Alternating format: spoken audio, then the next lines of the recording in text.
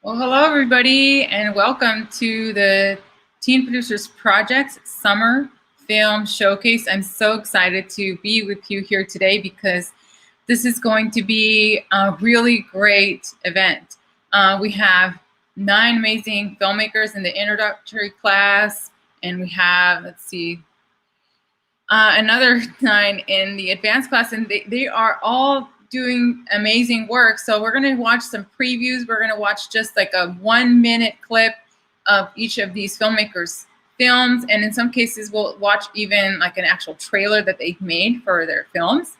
And it's going to be so great because then we'll get the chance to have a conversation with each person. So I encourage you all to participate by putting in your questions and your comments on Facebook and on YouTube in the comments, and we'll be able to see them and respond to them right away. So really excited about today. I really can't wait for you to meet these filmmakers. So we're going to bring them online first so you can see all of them. So first I'm going to bring in the introductory class, which is focused on video journalism and documentary filmmaking. And here is everyone. So here we go, guys. Hello.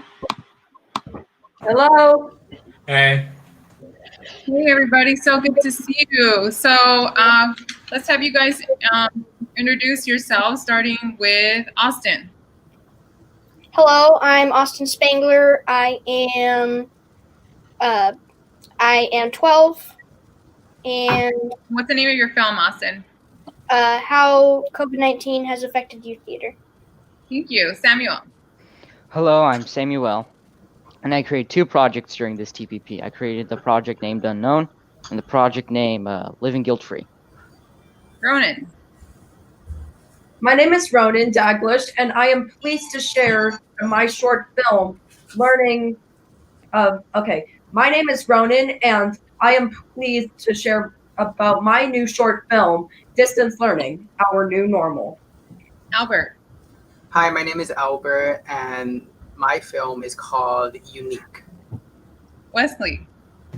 Hi, my name is Wesley, and I made a film called Coronavirus and Transportation. Benji. Hi, my name is Benji, and I made a film called Gaming During Quarantine. Noah.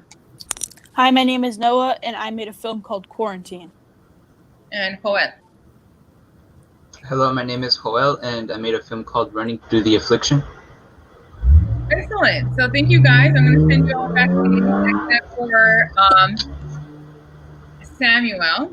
So we're going to start that way, and then Austin, you're going to be next. Great. So Samuel, can you give us the tagline, the log line for your film real quick? Yes, just a moment. Okay. Right. So we're talking here about your film Living Guilt-Free, right? And that's the film that we're going to show a trailer that you actually made for Living Guilt-Free. Okay.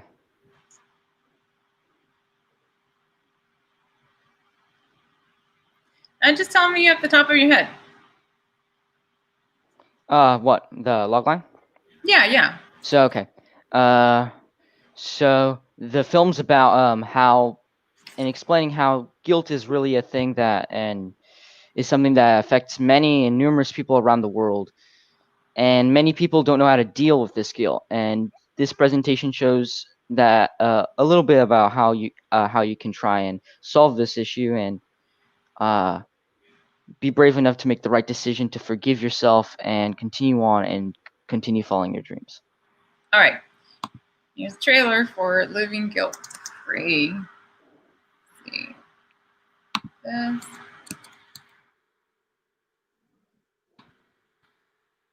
Guilt and shame, one of the worst enemies known to man. It changes us. It destroys dreams. It lowers one's self-esteem. You have a choice. What will that choice be?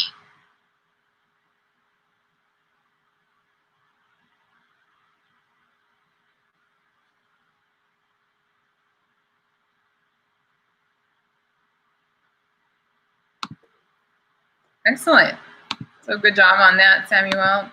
Thank you very much. And I should add that it was really great to see that you did a trailer, actually, because it takes time to do that, and you actually spent time to create a trailer for this short film. Which, by the way, all these films are available on Vimeo, and I encourage everybody to go ahead and watch those on Vimeo. Do we have the information for that? I think we do. Let's see. I'll put it up for you guys in just a minute, but we do have a question coming in, or a comment. Let's put that online. Thank you, Megan. So great job, Samuel. Can you tell us what motivated you to talk about this subject? What motivated me?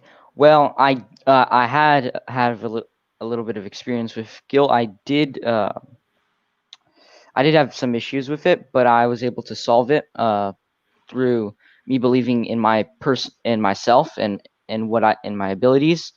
And what motivated me to do this movie was just to show what I learned through my experience in my life of how to release the guilt and just bring and receive the positivity, and know how to learn and grow from that. Yeah, I appreciate that. So what inspired you to use this topic for your film? So what inspired me was the fact that I had dealt with this situation. So and because I started to learn and see some ways that I found that I was able to be able to alleviate and solve the situation, I want to share it with others. Yeah, I appreciate that. And what challenges did you face while producing this project? I faced a time. I had small time to create the second project, and I only had a few days, so I really had to focus and come up with a good idea. The hardest part of the project was me coming up with the idea in the first place. But then I started to reflect on my own life, and I was able to. And while I was relaxed, I was able to find a great idea, and this was the idea for my film. Great. And can you tell us a little bit about your other film, which will also is also on Vimeo, and then it will be later available on Instagram and YouTube? Yes. The name of that film is Unknown, and it's talking about my experience in quarantine and how people should look positively at these times, and not negatively, because there are many things and many new opportunities that we have here and because of this quarantine. No, it's excellent. I love that other film that you made as well, because it's about growth, and it's not about being bored, but it's about using this time that we have. So thank you so much, Samuel. And just a reminder for our audience that we have the scrolling thing at the bottom here that says watch TPP videos on Vimeo, which is vimeo.com/on-demand/summer TPP 2020. So thank you, Samuel. I'm going to send you back. See you later. Thank you very much. With you. Yeah. Okay. Bye. All right. So up next, I'm going to bring in another young filmmaker, and his name is Austin. So Austin, welcome. Hello. Hey, Austin. Do you want to give us like a real quick description of your film? Yeah. So COVID has decimated anything and everything. And in the video, I see how it affects youth theater. Excellent. So I'm going to show the first minute of your film, and then we're going to talk about it. Okay? Okay. All right. So give me a second here.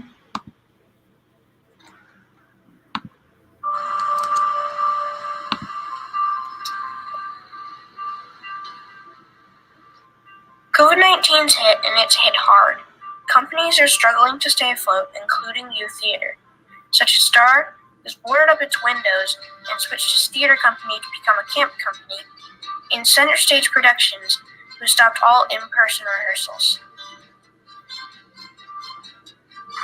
My hope is that we can do auditions in November for shows in January. decided that until it's safe, we're not going to do live shows and in-person rehearsals.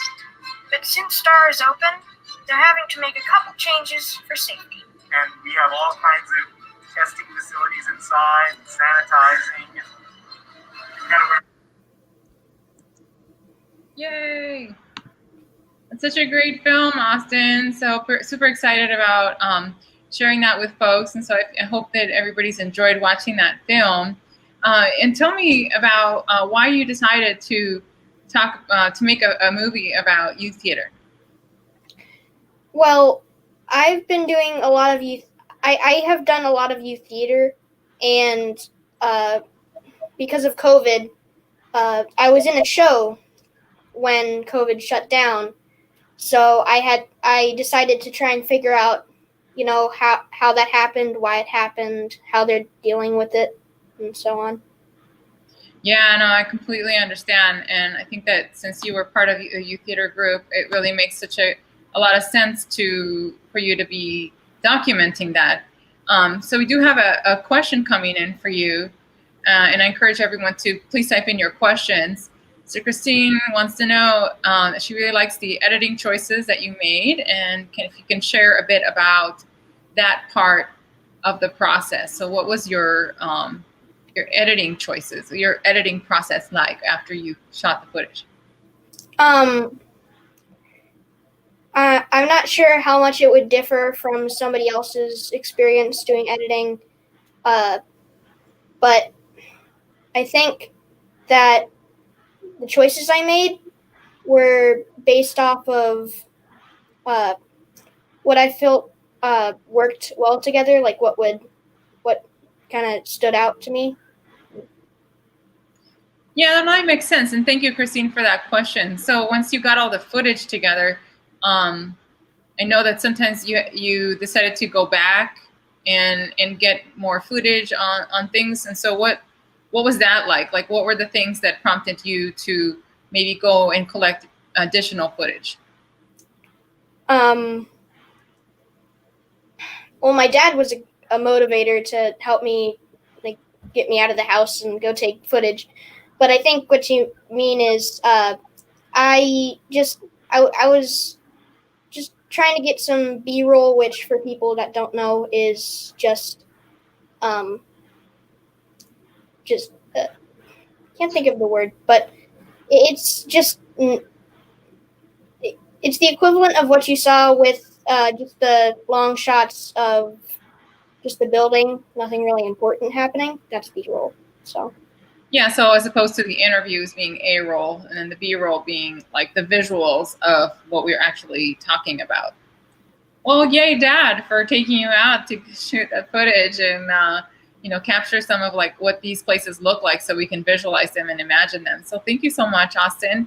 I just have one more question for you that is like, what's next for you in terms of youth theater or filmmaking?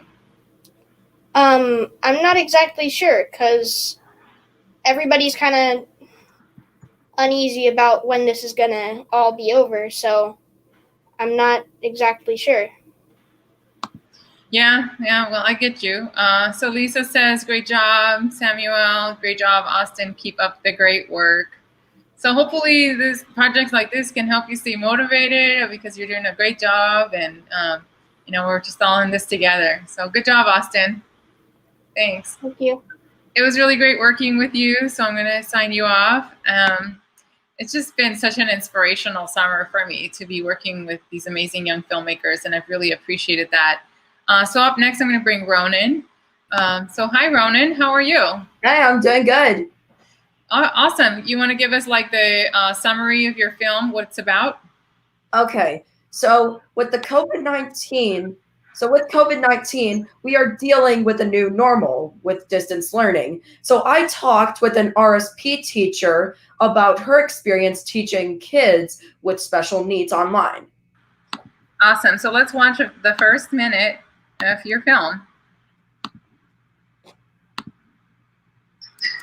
In March of 2020, schools across the United States closed their doors to protect students and teachers from the COVID-19 pandemic. By the end of April, classes resumed, but teachers and students were participating from home by email and video chat. Now that the 2021 school year has begun, most schools, including San Diego schools, are conducting distance learning instead of reopening classrooms. Classrooms are padlocked, the campuses are empty, and the weeds grow where the students once walked, and nobody really knows when schools will get back to normal. Teachers had to reinvent how to teach, and students had to discover new ways to learn. Even the best students had to get used to awkward video classes, develop a new level of self-discipline, and cope with isolation from other students. Most teachers found it difficult. Yeah. Oh, excellent work there, Ronan. Thank you. I hope everybody gets a chance to see that film too on Vimeo. This is just, so you got to interview this teacher who's a special education teacher, is that right? Yeah. So what inspired you to do that?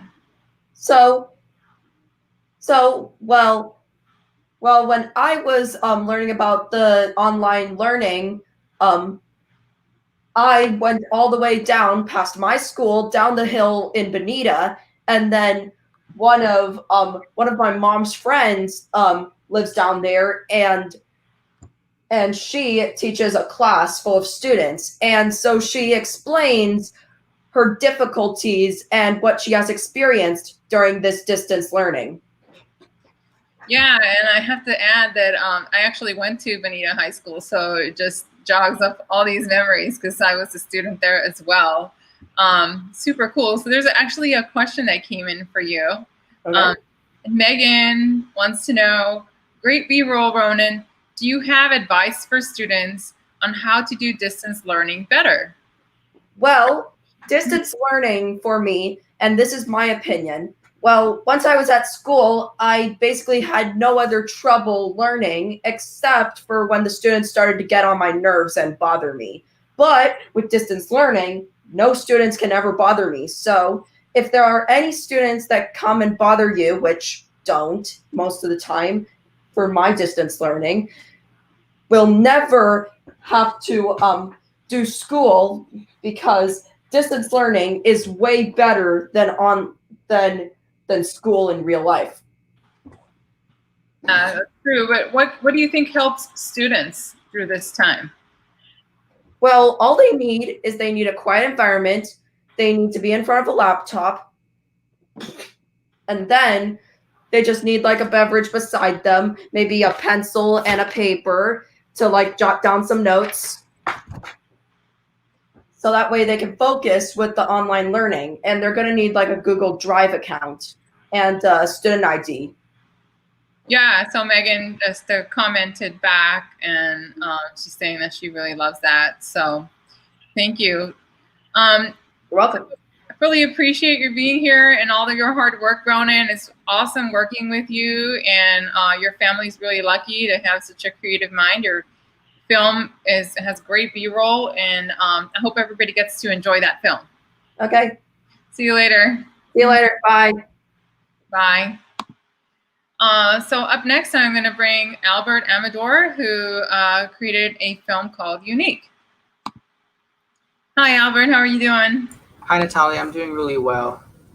You want to give us a quick description of your film? Yes. So my film is called Unique, and it talks about a young filmmaker, me, wants the public to understand the challenges that youth on the autism spectrum face daily. Awesome. So let me show just a minute of your film here. All individuals appearing in this short documentary are on different levels of the autism spectrum. Some are still in the process of being evaluated.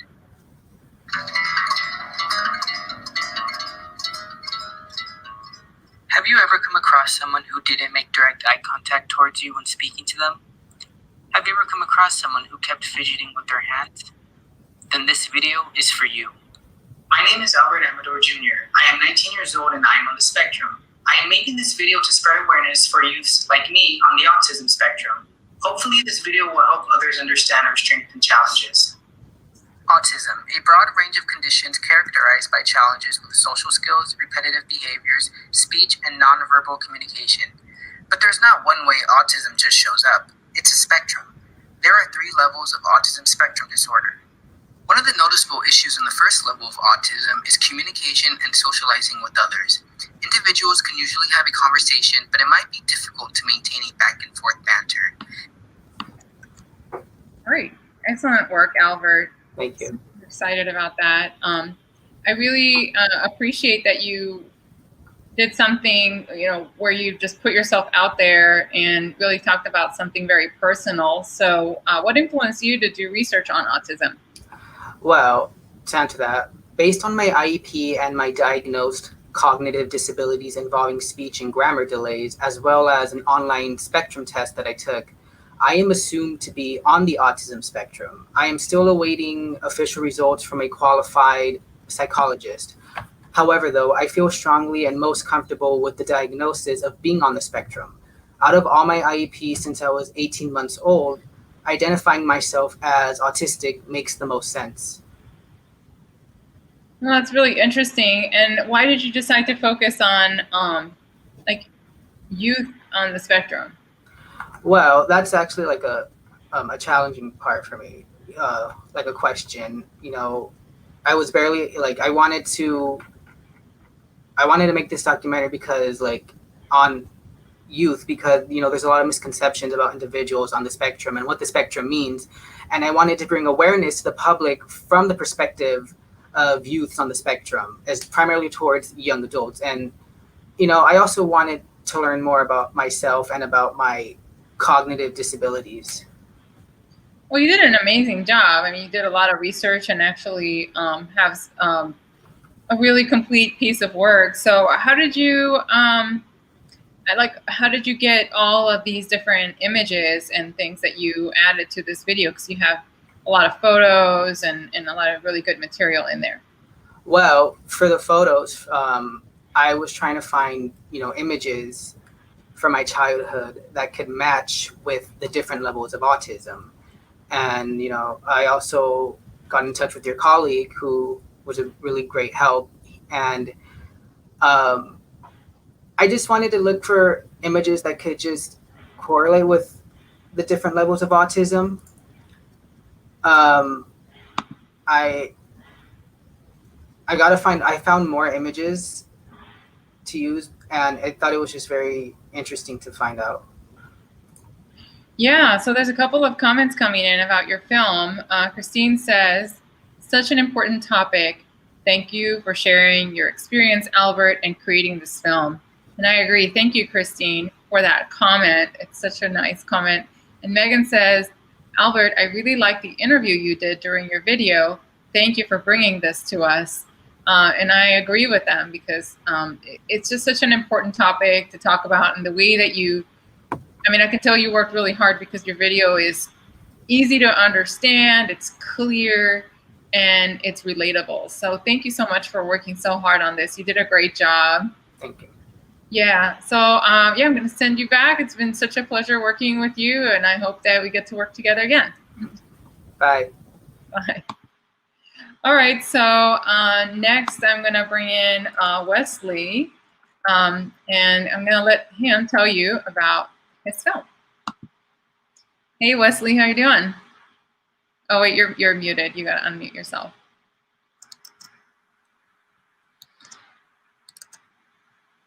Uh-oh, we still can't hear you. Uh-oh, might need to change your audio preferences there.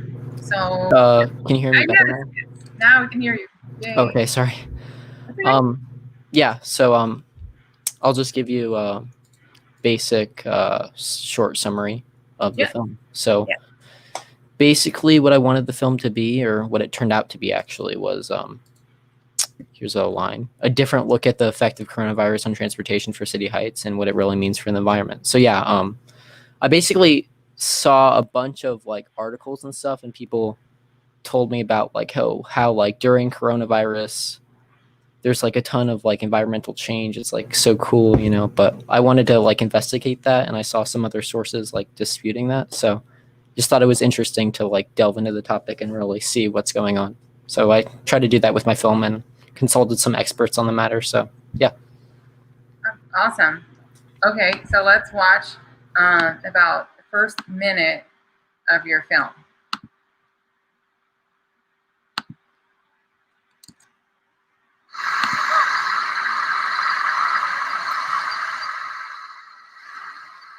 Due to the coronavirus pandemic, many places around the world have restricted movement and gatherings, or people have taken it upon themselves to stay safe and social distance, reducing transportation significantly. And this change has reached our own community in San Diego. Since April 13th, the Metropolitan Transit System has decreased bus and trolley service by around 25% overall due to drop in passengers. And considering the pollution produced by transportation, it's not crazy to expect improvements in the environment. Hello, my name is Jacob Dadman. I am a third year at UC Berkeley. I study environmental and public policy and forestry management. In California, transportation, I believe, is actually the largest emitter in the state. And some communities might already be feeling the effect of reduced emissions. Some California residents in particular have already noticed it in their ecosystem.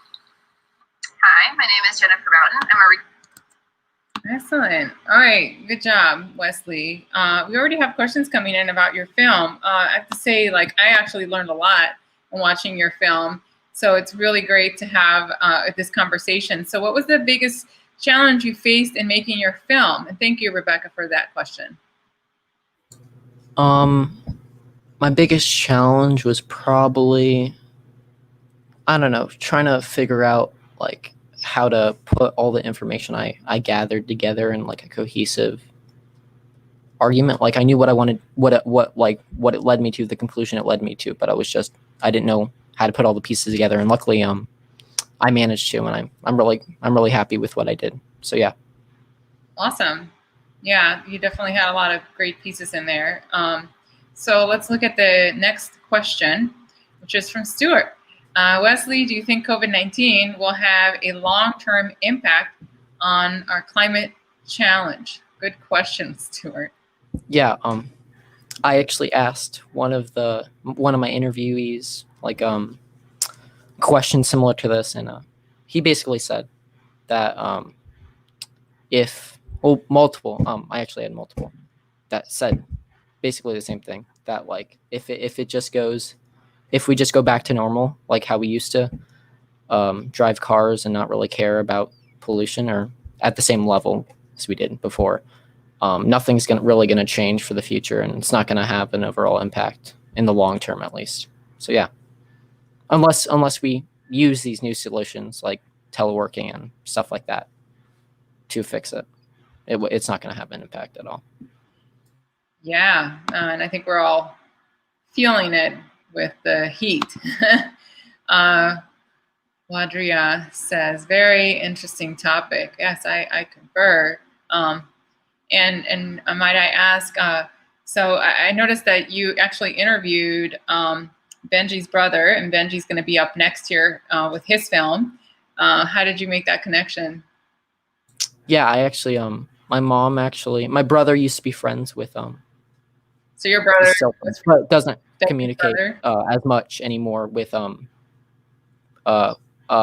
Benji's brother, and so my family knows their family pretty well, and yeah, and that's how I got in contact with Benji. That's how I got in contact with Jacob. Benji's brother. Jacob, yeah. All right. Cool. It's and fun. Benji's brother. Sorry. Yeah. No, it's great to see these connections. So I appreciate that. Well, excellent job with your film. Really great research, and I hope you keep going with all of this, Wesley. Thank you. Yeah. All right. So I'm going to send you back, and it's been great working with you. Take care. Yeah. Bye. Oh, sorry. Didn't mean to cut him out. So up next, I'm going to bring Benji on. So hi, Benji. How you doing? Hey. Good. Hey, so you want to tell us a little bit about your film real quick? Yeah, so it's focusing on video games and how their role in social groups has changed because of the recent pandemic, and basically my personal take on it and how they've changed from basically being just a hobby to something more vital to social interaction with friends. Absolutely, and as a parent, I can attest to that. So let's check out your film. Okay. Yeah. Video games have always been a large part of my life. From when I was 10 and picked up an Xbox 360 controller to play Halo for the first time, to now, I play unimaginably complex and beautiful games. Video games have influenced the way I think, socialize, and talk. Many believe video games to be a useless waste of time, but I disagree. I can tell you from personal experience that video games have changed me for the better. They've decreased my reaction time, increased my attention to detail, and enhanced my ability to think of things as a system where even the smallest action can have drastic consequences. They've strengthened my bond with friends and even helped me to make more. Recently, though, the personal importance of video games has stretched beyond even all of that. With the start of the COVID-19 pandemic and its resulting lockdown, video games have become the only way for me to communicate and interact safely with my friends. What used to be a mere hobby of mine has become the only way I can talk and interact with my friends, all while remaining totally safe.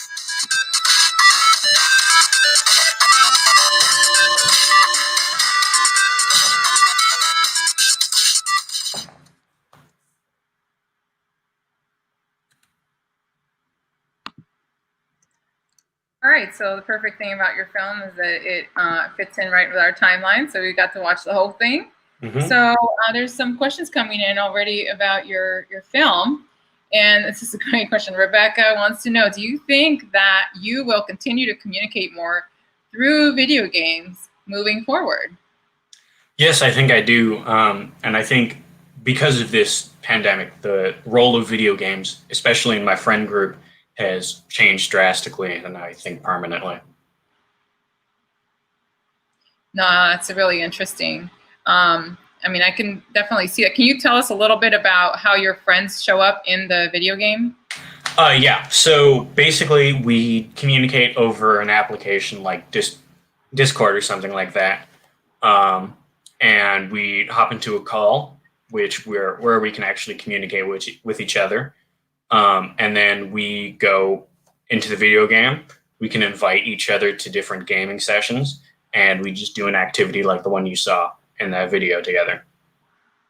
So you're talking to them through another application, but then you're interacting through the video game? Yes. And every person you see running around there with a green name tag above their head is another person and one of my friends. Yeah. No, that's super interesting. So why did you decide to do this topic? Because originally you had thought of a different topic, which is a little more of a funny kind of a mockumentary that you were thinking of doing, but then you switched to this topic. And why did you choose to make that change? Well, it's a couple of reasons. Firstly, because I didn't have anywhere to actually film in my house. There isn't really an empty space that I could do this that has like a blank background or something like that.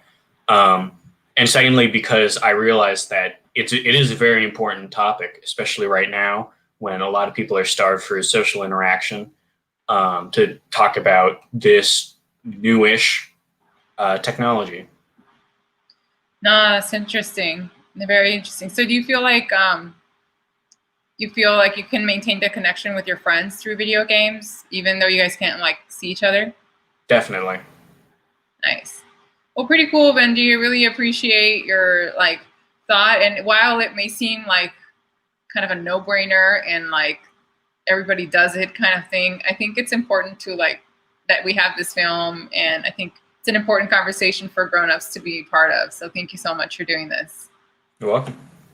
All right. And so, yeah, it's been great working with you. I'll talk to you later. Okay, see you. So, yeah, that was, I think, something that a lot of parents should talk more about with their kids. I've definitely tried to have different kinds of conversation with my kids about that instead of reprimanding them for playing too many video games, but asking them questions about how they're connecting with friends and what are they actually doing. So up next, I have Noah, and welcome, Noah. Hi. Hey, how are you doing? I'm doing good. How are you? I'm all right. All right. So tell us a little bit about your film. So my film's about what people can do during quarantine. Okay, so let's watch a little preview of your film.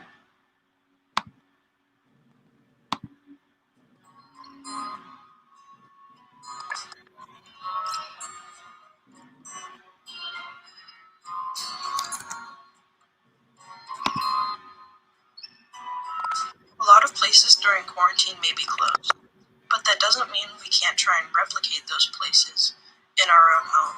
So even though you can't go to your public pool and swim around with your friends, or go to your favorite gourmet restaurant and eat with your family, that doesn't mean that you can't do these things in your own home. Try and get one of those inflatable pools, or if you have your own pool, try and enjoy it with family and friends every day if possible. Try to grow a garden. Use the produce you get from the garden to make a meal with your family and enjoy it together at the dinner table. There are a lot of ways you can take advantage of this quarantine. Starting a new hobby is one of them. Gardening and even swimming and spending time with your family is enriching for everyone and can make everyone feel good.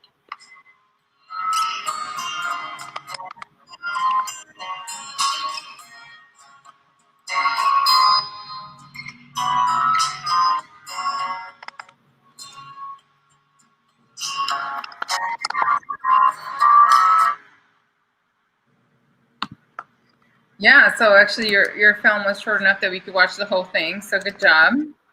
And why don't you tell us a little bit about, well, actually there's a question coming in, so I'll prioritize that. Liliana wants to know what has been the hobby / activity you have connected with best? I think the activity I've connected with best is swimming. Yeah, okay, that's a good one. I really like how you used the pool, I have to say, because your visuals were really abstract at first and like very artistic. So can you tell us a little bit about how you arrived at those visuals? I was when I was doing those visuals, I was thinking about how it can make the light of the sun work to kind of make reflections for the shots to make them look pretty. Nice. That's pretty cool. I think it worked really well, and it kind of went into the plant theme pretty cool. So what inspired you to make your film about activities that you can do in quarantine as opposed to any other topic? I think it's a very important topic right now because some people are bored or have nothing to do during quarantine while they're in isolation. Yeah, that's a good point. What were some of the challenges that you had to overcome while making this film? My patience, because it took a long time to upload the video. Yeah, it definitely tries our patience to make these projects. So good job. Excellent work. Is there anything else you want to add to that? No. No? Well, it's been a pleasure working with you, Noah, again, and I hope we get to work again in the future. Me too. All right. See you later. Bye. Bye. And last but not least, we have Joel, who is going to be showing us, we're going to be watching his film. So welcome, Joel. How you doing? Hello. I'm good. How are you? I'm good. So tell me a little bit about your film. Yeah, sure. So I made a feature. It's called Running Through the Heights. It's a feature story on Hoover High students in a program called City Heights Runners, and they're a group of students who have found a way to practice safely in spite of the pandemic. Okay, so let's watch excerpt of your film. Go.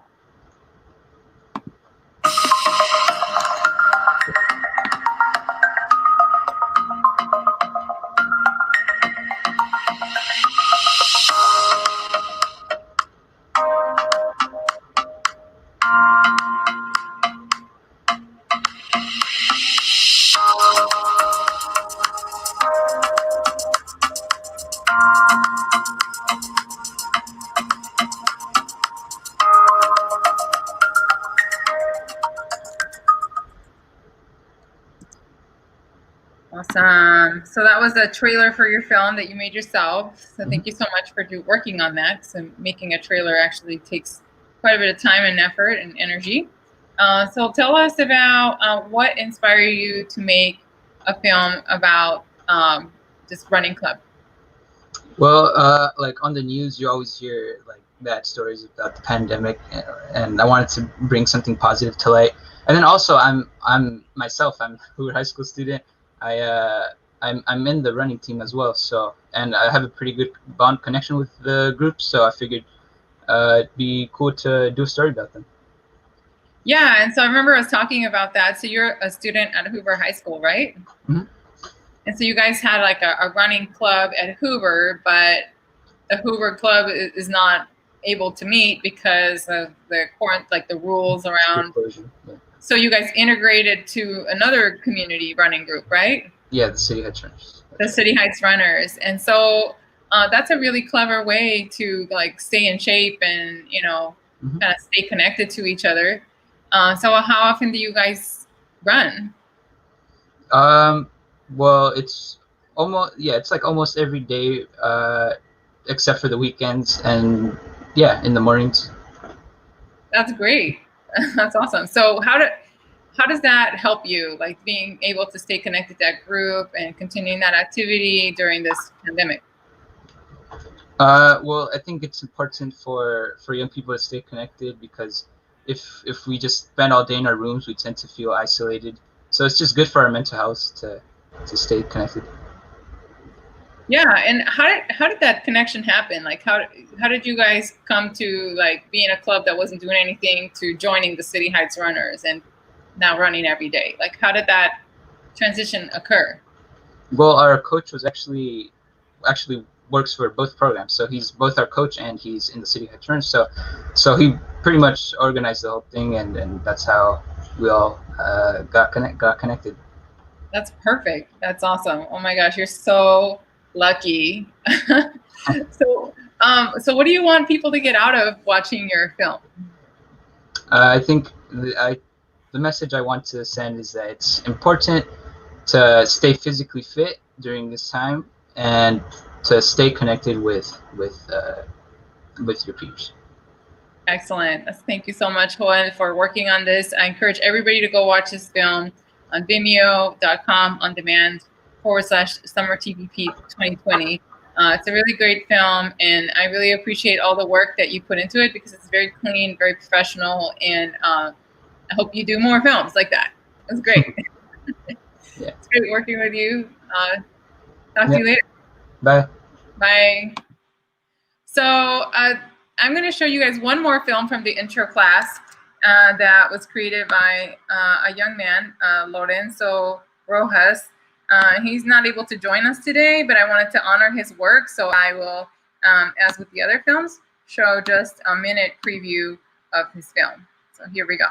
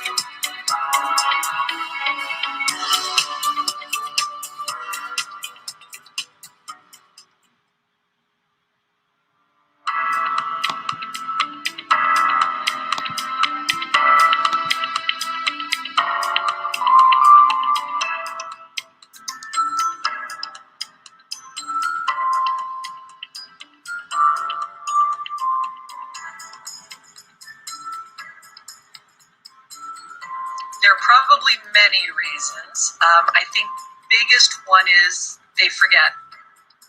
I think the second big reason is... All right. So that's all I'm going to show. Just give you guys a little preview, a little taste, a little teaser on what that film is about, because Lorenzo did interview a doctor, a medical doctor, who is talking about, some of the issues that come up around masks, and he did a really great job. So yay, Lorenzo. So glad that you were able to join our Teen Producers Project group this summer. So now, without further ado, I'm going to introduce the advanced class, and I'm super excited to have everybody join us today.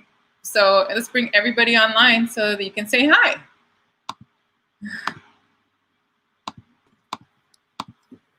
All right. So, oh, wait, that's not everybody. Hang on. That's everybody. All right.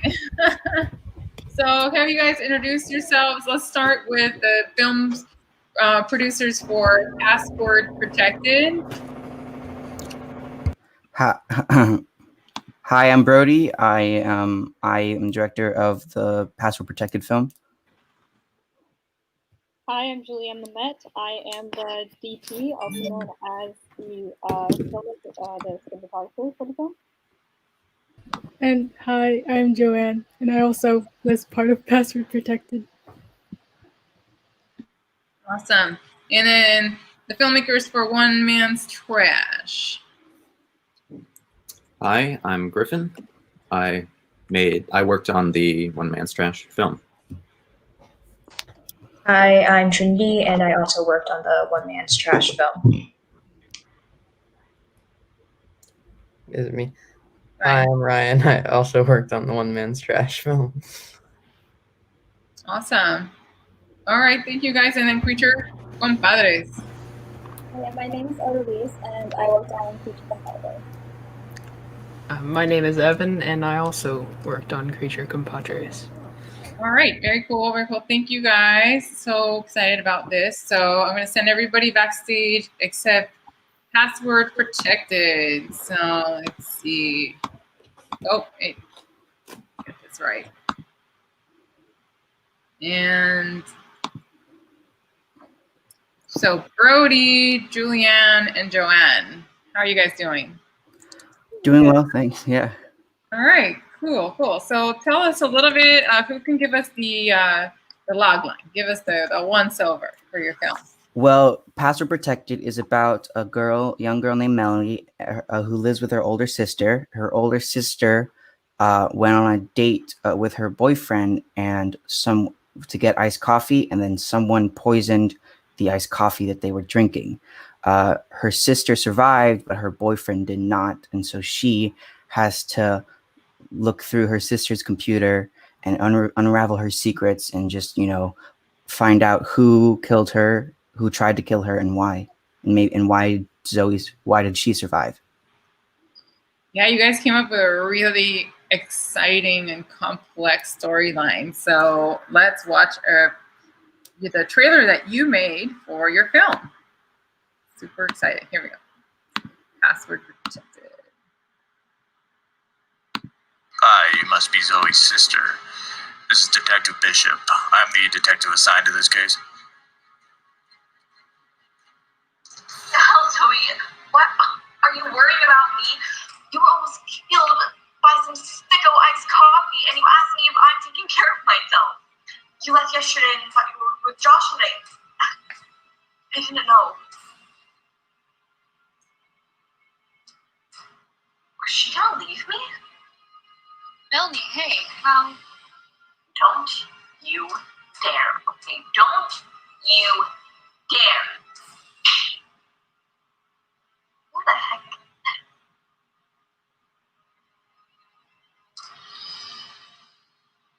Okay, that was weird. Look, Melanie, I know you want to help, but you are not a cop. You can't.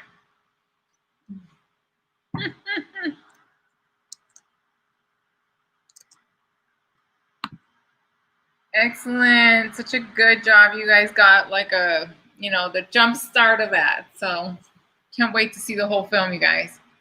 Mm-hmm. And I know you guys are going to need a little bit more time to finish that film, but at least we can watch that trailer on Vimeo. And hopefully we get to see the full movie soon.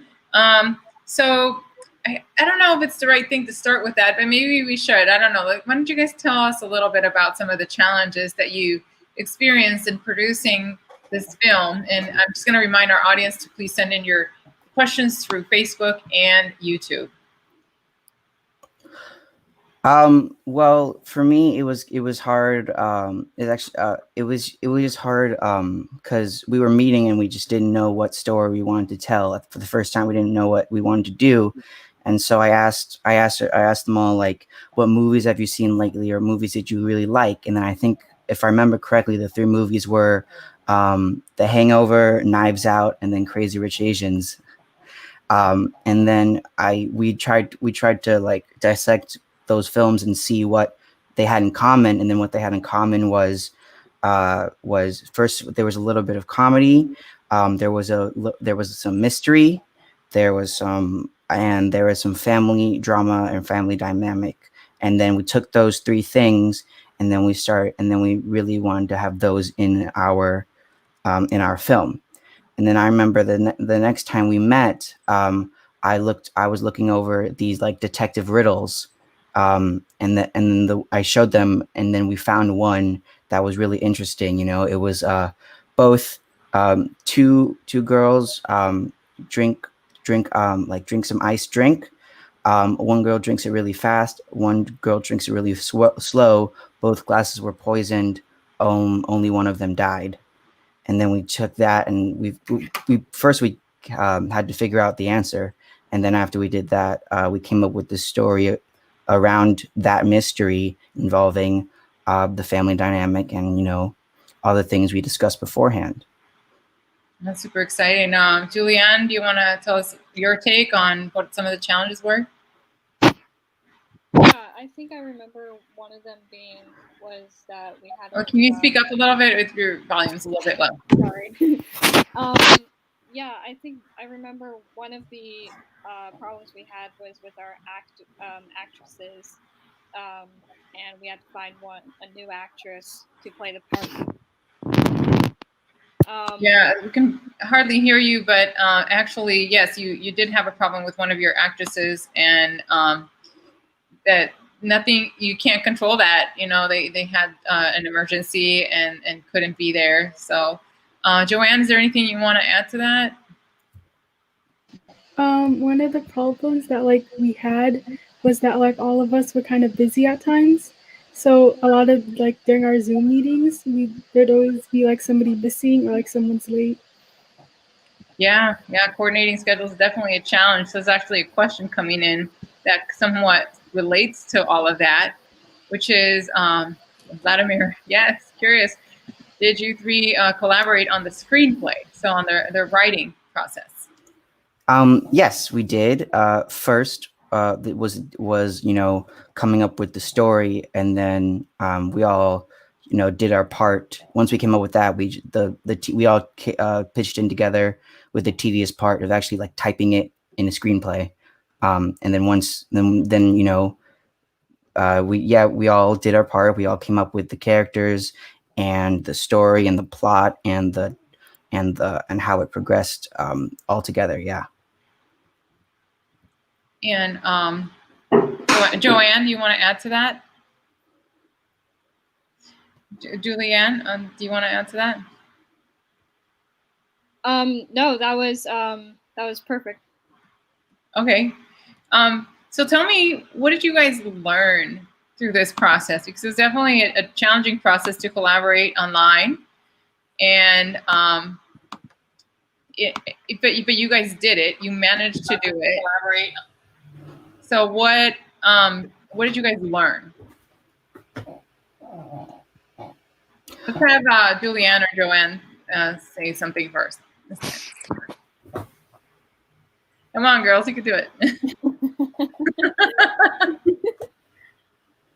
I think one of the things was just figuring out scheduling. I mean, we were all trying to figure out like how are we gonna like film on like either days.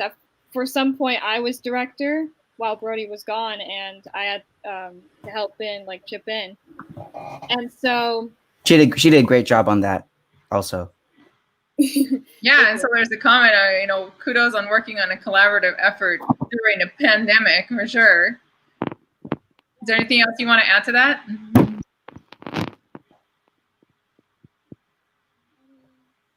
Oh, Julianne, we can't hear you anymore. Shoot. No, no. No? Now, okay. Okay. Now we can hear. I'm not on mute. Yeah. Now we can hear you. I mean,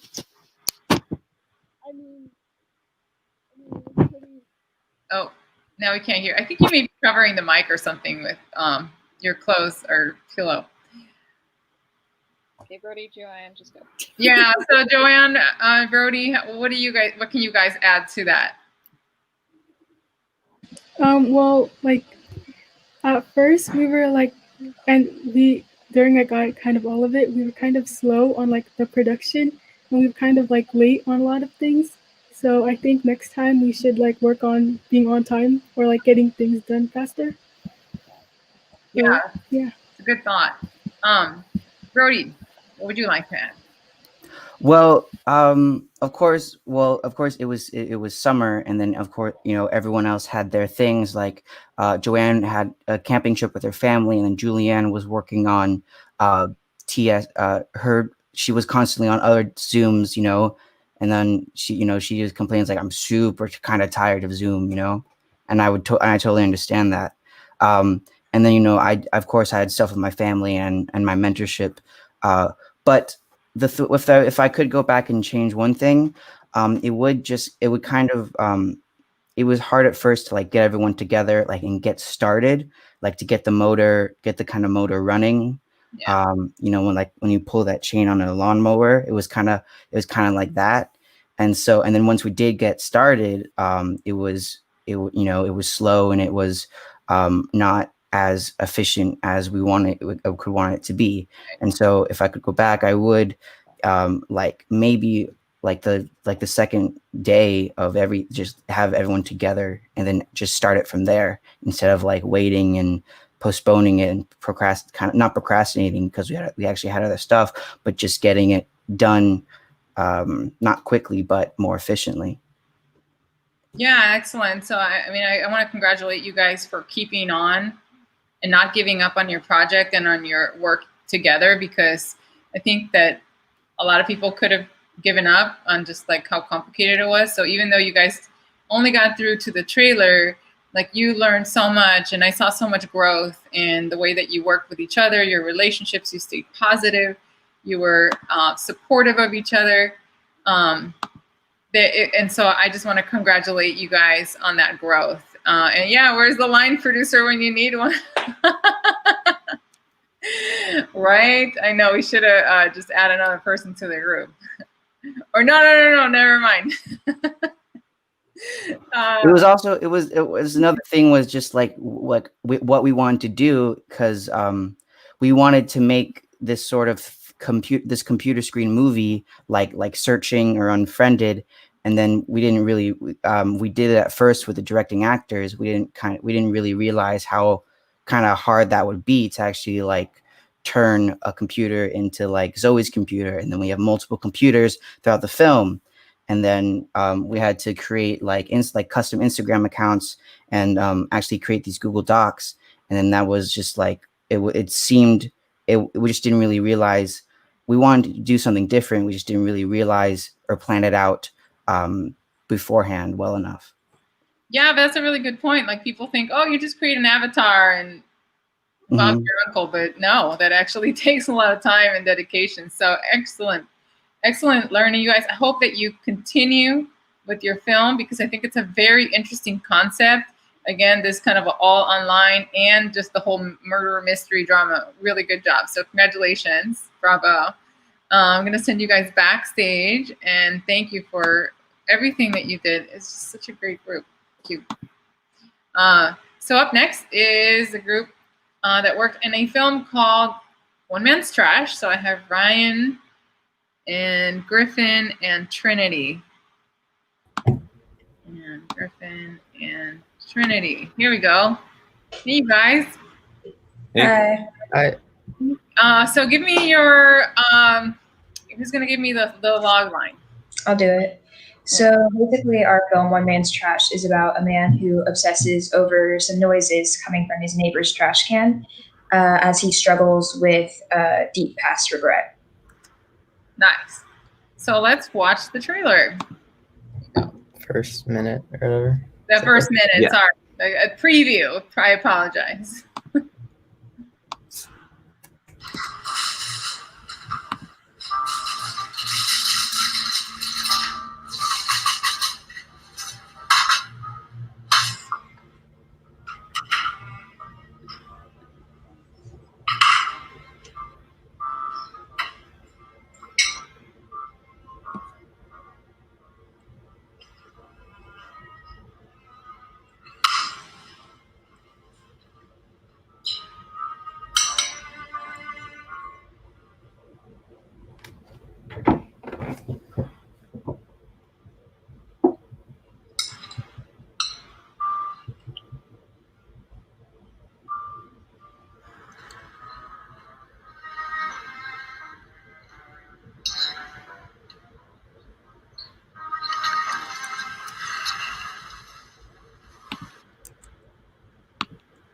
Excellent, excellent work.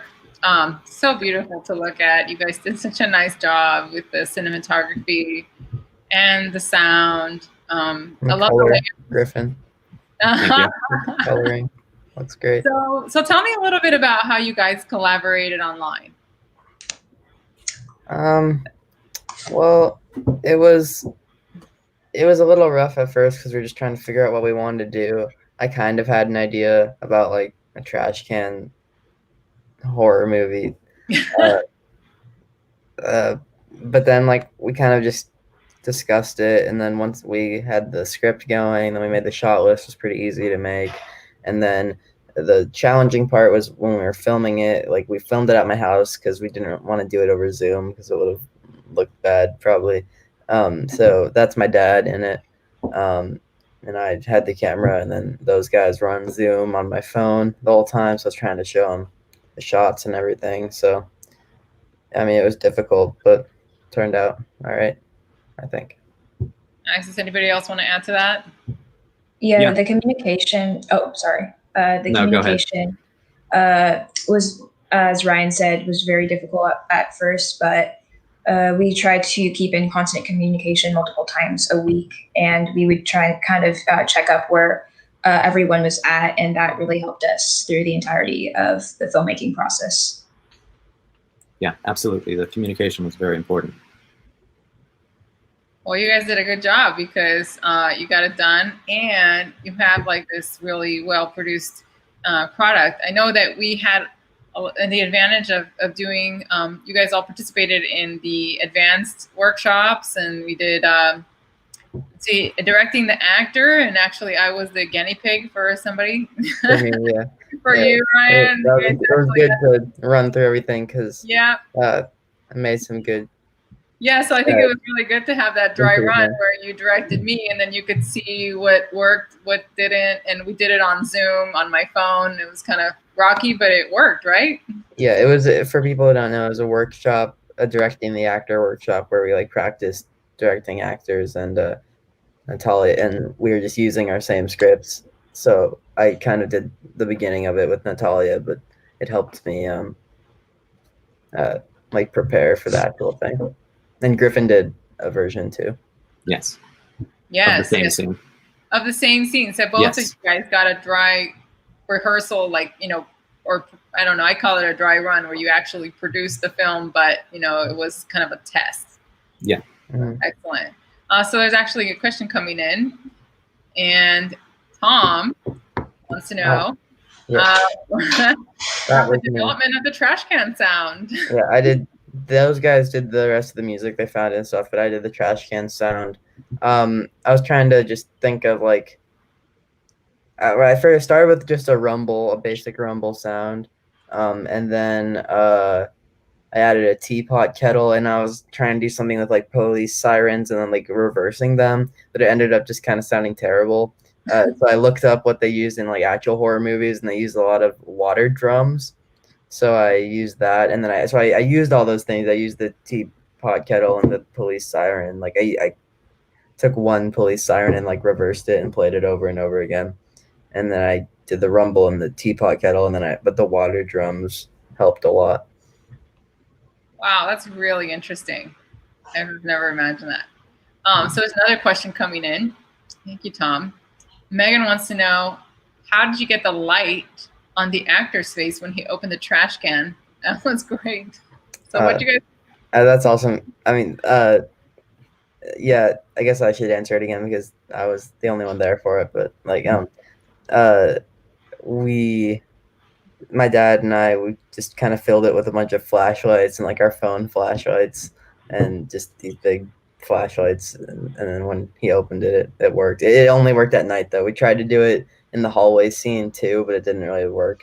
It only worked outside. Yeah, the difference in ambient light, the contrast in ambient light needed to be there. So good tricks, good tricks. I think there's another question coming in. Yes. Joyce wants to know, did you draw inspiration from the ring summoning its owner in The Lord of the Rings? I don't think we did. I don't know if that was maybe your thoughts behind it, but in the beginning of the writing process, we weren't sure if the ring was going to be a picture or something. The ring itself was just meant to symbolize something bigger. So I don't really think we drew inspiration from the Lord of the Rings. Yeah, it was never brought up. Yeah, not conceptually. When the one shot where he's holding it in front of his face, like that was kind of inspired by the Frodo and falling on him like that. But it's a little bit. Conceptually, Okay. no, not really. What were you going to add to that, Griffin? I was just going to say that it didn't come up. That inspiration did not come up in the writing process. Okay. The ring more served to just as a representation of something. So really quick, what did you draw inspiration from? Yeah, go ahead. You guys answer. I think Ryan had the idea of like a trash can horror movie in the very early stages of the writing process. And then we each came up with some more ideas, and it just sort of developed into the film that it is now. Nice. Very cool. All right, so one more question. I think, yes. Did you all edit the film together over Zoom? No, I was the primary editor on the film. So everybody sent you their footage? Yes.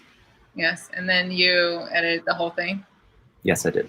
How did you guys like communicate about that? Because there must have been some collaboration there. Yeah. Group chat. Yes. Chat. And Griffin would send us his drafts of the edit, and then we'd give our opinions, and we would maybe send like different sound pieces or music pieces we think that could be incorporated into the film. Okay, perfect. Yeah, very nice. Yes. Oh, excellent work. Excellent work, you guys. Really, also, I can see the Griffin, the color correction work from the color correction workshop. So very nice work. Thank you.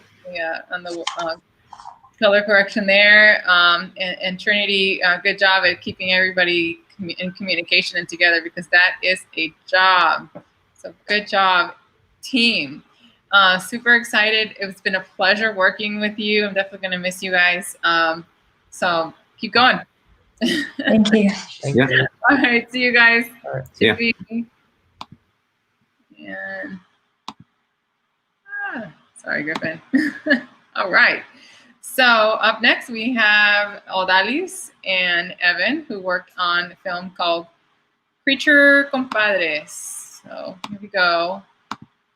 And welcome, Evan and Odalis. Hi. Hi, Natalia, and everyone watching. So can you give us a quick summary of your film? Yeah, so, or just like the story or something else? Logline. Logline, okay. So Creature Compadres is an animal conservatory, and they are looking for someone to fill the role of a graphic designer. So they hold some interviews with candidates that aren't exactly up to the level of quality that they'd like. Excellent.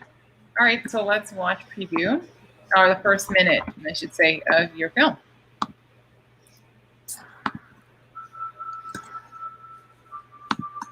Creature Compadres, written by Evan Olo and Adelis Ramirez.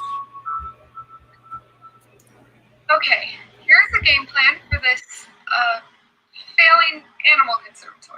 We are in need of a graphic designer, so we are going to get one. Job ads are going to put out, interest will spark, and we'll have a professional and qualified candidate in no time. How does that sound? I only wrote down like 3.5 of those words, but I think I have a general idea. Graphic designer, jobs, ads, candidate.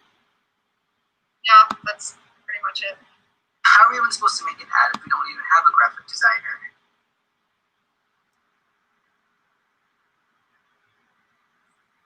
Yeah, this works.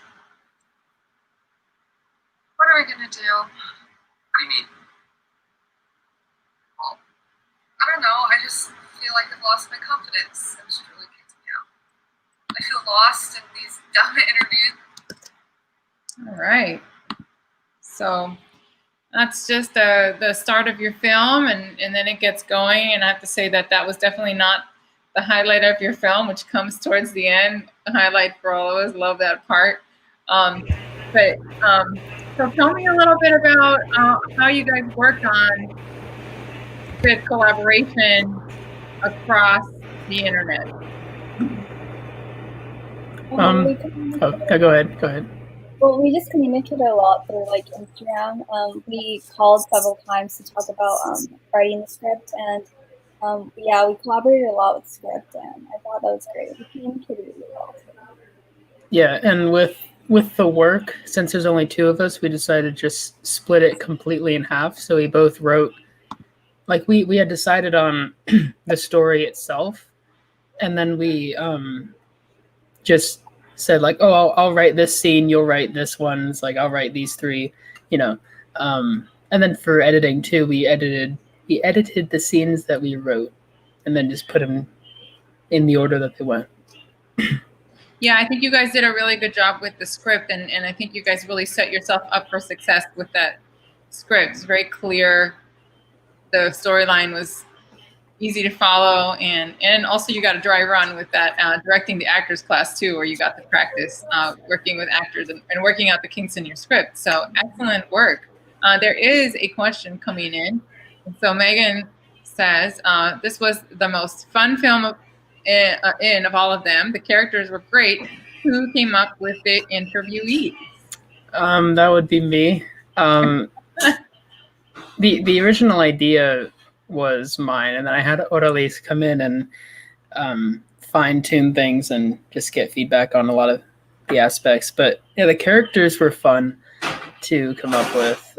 We originally had a 3rd interviewee that we decided wasn't really necessary to have, and mainly for time constraints because it is almost 10 minutes long. But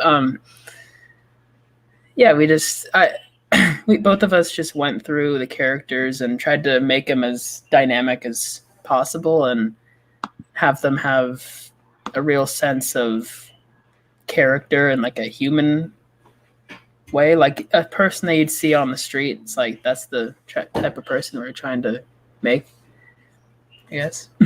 Yeah, for sure. I think you made it definitely relatable, if that's a word. Does that make sense? Yeah, for sure. Do you guys want to talk about some of the challenges that you faced? I'm trying to think of some. Well, in terms of like, I think whatever you want to talk about. Yeah, well, the actors, we had trouble with finding actors and who was available, and not especially during the pandemic. Like everyone is doing their own thing and trying to figure out their own lives, so that was a bit hard.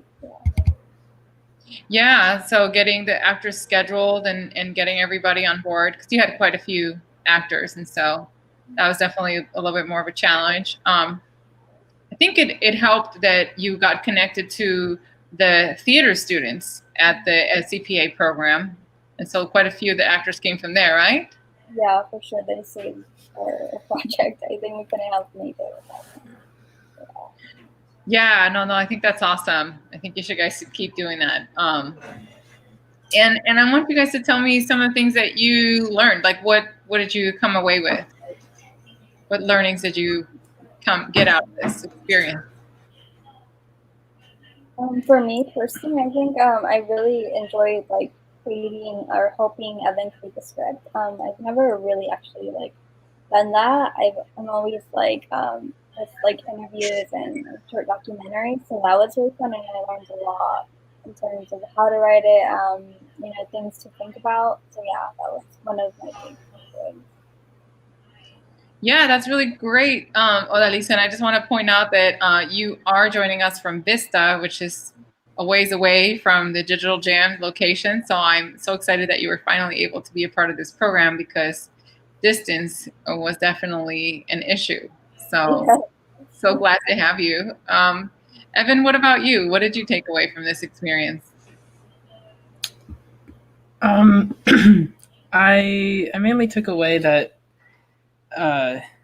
Zoom is complicated, and because that's how we recorded the entire film, besides like the cutaway shots. But we used it. I personally think that we used it to a pretty good extent with because I was screen recording the app itself, or like my screen, and would at least would be in the waiting room on Zoom, and I just mute myself, hide my view on there, and then just tell them to go through the scene, and then we do it as many times as we need, which wasn't that many because our actors were pretty on it. So, but overall, I mean, I guess the main answer is that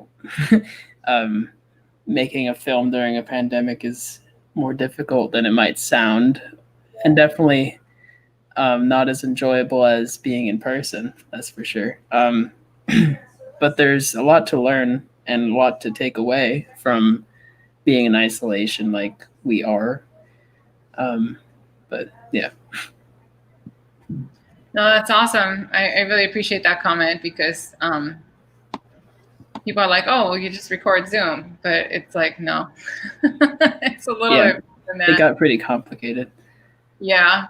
Can you tell us like one example? It was mainly when, because you actually see in the film when Hector gets removed, like we physically, because it was me, I was acting as Carla, like with the computer itself, but I physically had to remove him from our call, which came to us later that he wouldn't be able to join because I removed him, so he had to like restart and stuff. So it got pretty complicated with that aspect. And then I guess just letting, like mainly for the two interviewees, that was the hardest part, just letting them in on time, removing them on time, just yeah. And then the whole like muted situation with Hector at the beginning. But yeah, we just all had to be on the same page, which wasn't the most difficult thing, but yeah. Yeah, I think you guys worked out the whole, when he was muted really well. So whatever you did there, it worked. So good job. Well, is there anything else that you guys want to add? I don't think so. No. Well, I want to just congratulate you guys on a job well done. This is really a great film, and I really want to encourage everybody to watch this on Vimeo, because it's just a really funny film. I'm like, if you thought that was funny, like, oh my gosh, the whole film is just great. You guys did an excellent job. You worked out all these kinks and learned so much, and I can see it through in your film. So congratulations, and I hope to see more films from you guys. Good job. Thank you. Yeah, thank you. All right, I'm gonna send you guys back. So thanks. Wow, well, that was it for our showcase, and I'm just really glad to have had everybody to work with. I don't know. Do you guys want to come back and say goodbye? Is that why you're backstage?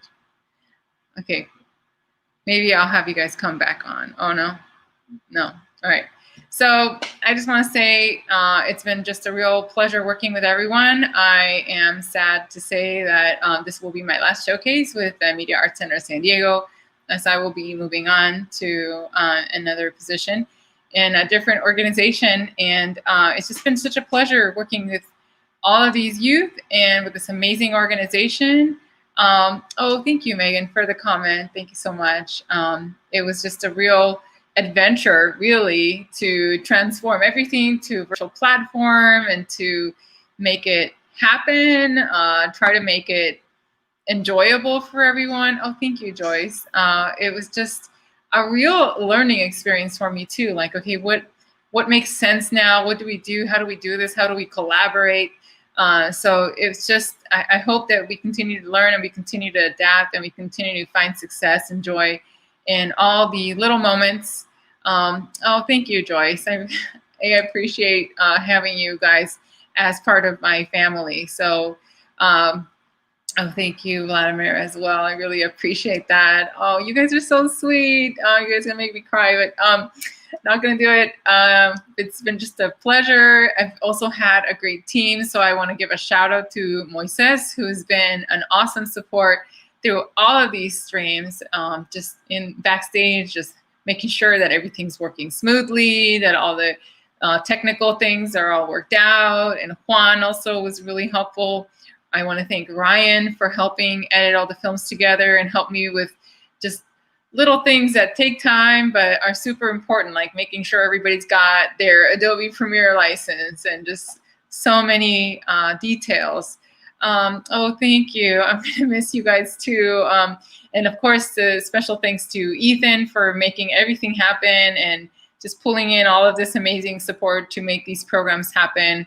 And to Amanda for making sure that all of us turn in our timesheets on time. So it's been just a great, great adventure. And thanks, everyone.